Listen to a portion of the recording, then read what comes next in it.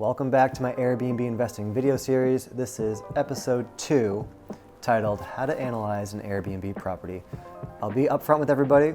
I tend not to overcomplicate things, so I'm going to tell you how I personally analyze an Airbnb property, and this will hopefully give you a better idea when you start looking at properties online. I break it down into 3 parts: income, expenses, and then the return on investment calculation. Starting with income, obviously you want a cash flowing property, which means you want your rents to comfortably cover your annual expenses and more.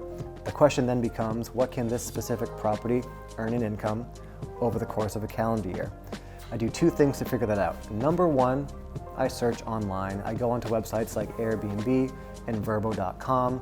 I look at similar properties in similar areas, and I take note of what these properties are earning. Be very careful of whether or not your market is seasonal, like a coastal community or a mountain community.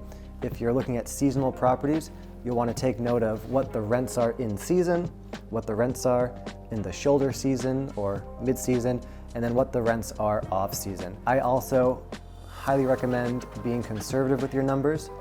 Underestimate as opposed to overestimate. Give yourself a range on what properties are earning, comparable properties, and stay on the smaller side just to under-promise, over-deliver, hopefully with your investment. Number 1, I go online and I search on Airbnb and Vrbo.com.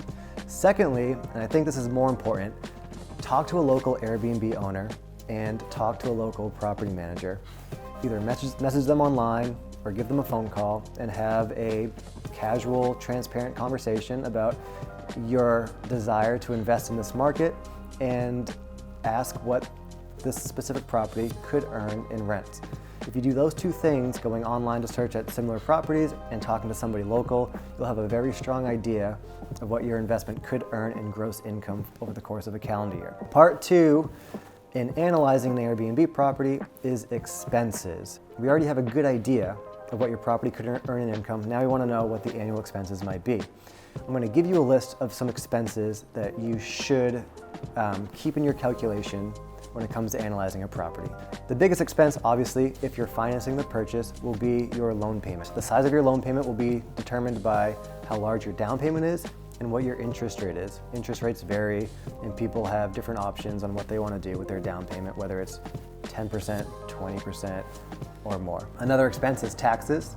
Then we have your HOA fee, if it's a condo or a property in an association, your insurance costs, utilities, cable and Wi-Fi, trash and snow removal, supplies, marketing expenses, repairs over the course of a calendar year, and then of course, if you're hiring a manager, you'll want to know what that management fee is. Now that we know what the estimated income could be and we know what the estimated expenses are, we're ready to calculate a possible return on the investment using a metric that's the most widely used in the industry. It's my personal favorite metric. It's called the cash on cash return.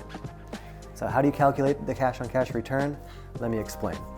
So all you need is 2 numbers. You need your net income and you need your total cash invested. The net income is simply the gross income earned from rents minus your overall expenses. The total cash invested is simply your down payment in dollars plus your closing costs plus your furnishings. Here's hopefully a simple example using a $500,000 purchase.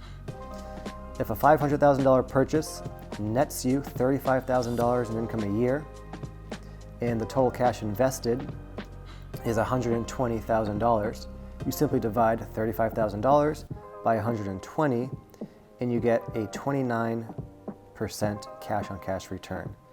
Honestly, anything in the double digits, specifically over 20% for a cash on cash return on a property is pretty good. And so hopefully this is somewhat helpful to analyze a property. Again, we look at the estimated income, we look at the estimated expenses, we use the cash on cash return metric to get a general idea of whether or not this property makes sense as an investment.